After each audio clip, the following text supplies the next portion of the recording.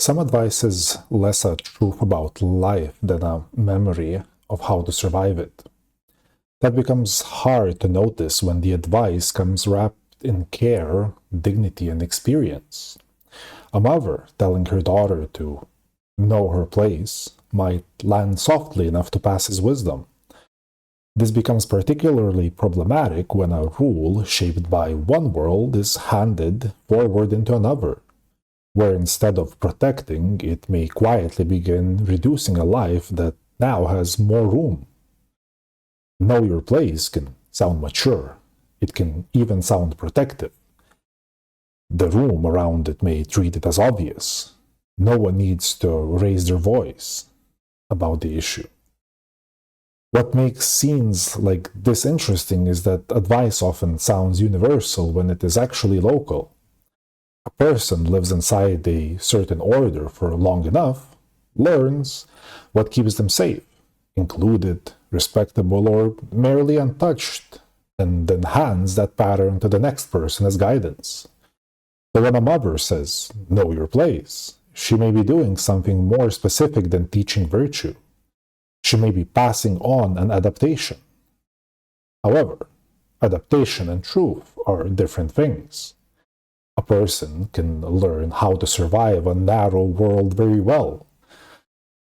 They can become skilled at reading status, smoothing tension, minimizing risk, and avoiding consequences. Those skills matter in certain contexts. They can even be admirable. A person may have paid dearly to learn them.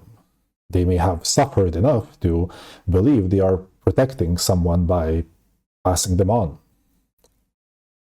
The advice carries lived evidence. The speaker can point, at least implicitly, to a whole biography and say, this kept me intact. This kept me from ruin. This is how life works. Inside a rigid social order, a woman who understands the limits placed around her may genuinely reduce harm by respecting them. A person who reads the room correctly may avoid humiliation, exclusion, or forms of punishment that remain invisible to anyone who has never depended on social permission. So the advice is not empty. However, it is fitted to a certain ecology. That ecology is the key, because the moment the recipient lives under even slightly different conditions, the same advice changes function. A rule that once preserved life inside a closed system can start shrinking a life inside a more open one. The words remain the same. The consequences, however, shift. A younger person may have simply more room than the advisor had. The surrounding norms may be loosening. New paths may exist. Some risks may still be real, though. Reduced, but real. Some costs may remain, though now survivable. Under those conditions, know your place stops operating only as protection.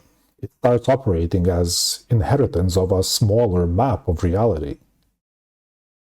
That is why advice can feel heavy, even when it is given with love.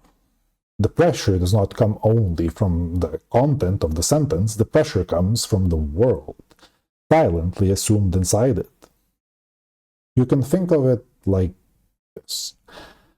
Advice rarely travels alone. It brings a background model of danger, legitimacy, and possibility. It tells you what kind of world you are in, what counts as wise, what gets punished, what gets rewarded, and who you're allowed to become without losing standing. A single sentence can carry all of that in compressed form. So when someone says, be a good person, or stay in your lane, or don't invite trouble, they may be offering more than guidance for a situation. They may be transmitting a whole orientation to the world. They are teaching where the edges are, how much self-suppression counts as maturity, which desires deserve mistrust simply because those desires reach beyond the role that kept earlier generations safe enough. Advice is often the export of a solved relationship between a person and their constraints. It is the memory of what worked passed forward as a rule. That gives it value. It also creates distortion. The rule tends to survive longer than the conditions that made it necessary. Parents do this, mentors do this, institutions do this, even whole cultures do this. A person who rose through a harsh structure often gives younger people the instructions that structure demanded from them. Work harder, speak less, stay agreeable. Do not expect too much. Do not make people uncomfortable. Earn your place first. Wait, adapt, endure. Each sentence may contain some truth. Each sentence may also be calibrated to yesterday's penalties. Some advice helps you function inside an order. Some advice helps you notice when the order itself has openings. The first stabilizes your position. The second expands your horizon. That gives the whole thing moral ambiguity.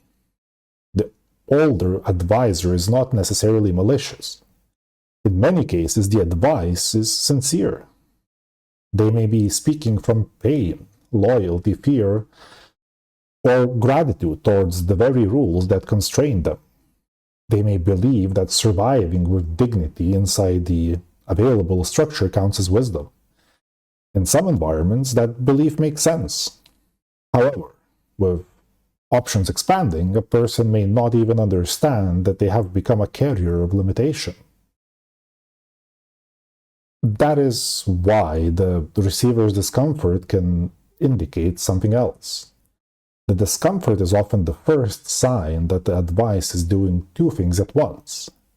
It is offering care. It is also preparing the younger person to fit a world they may have the chance to exceed. Once that happens repeatedly, the external advice becomes an inner voice. The younger person starts monitoring themselves before any real punishment arrives. They feel guilt at movement. They feel disloyalty in ambition. The inherited map becomes self-policing. This is one of the more important parts of the mechanism because it explains why outdated advice can remain powerful even after its original social foundation weakens. The structure gets internalized. A person carries the box inside them. So the issue is larger than just mere disagreement between generations. The issue is that advice can turn historical constraints into present duties. Someone else's successful adjustment becomes your moral expectation. Their solved fear becomes your burden to honor. That does not mean all inherited advice should be discarded. Some warnings remain valid. Some dangers simply change form.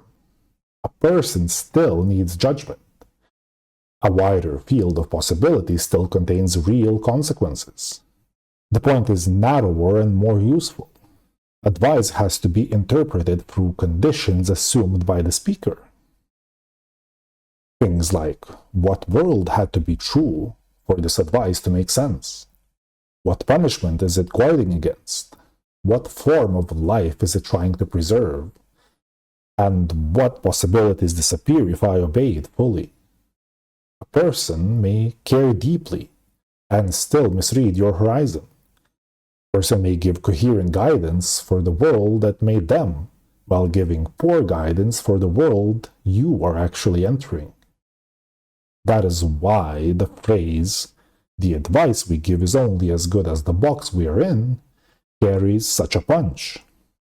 The quality of advice depends partly on the advisor's ability to perceive the size, shape, and changeability of the box. Some people mistake endurance for truth, because endurance is what they had.